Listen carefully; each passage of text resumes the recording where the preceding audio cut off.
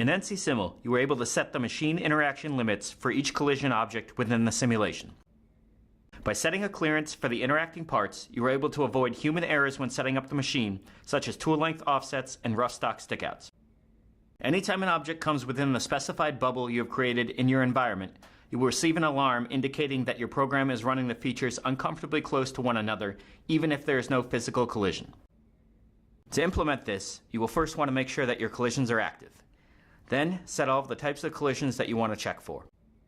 At this point, the physical crash warnings are going to be produced.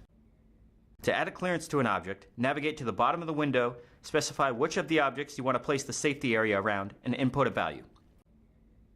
In this case, if at any point, the machine, rough stock, clamps, or tools, the ones checked in the collision boxes above, come within half an inch of the machine itself, you will receive an alarm.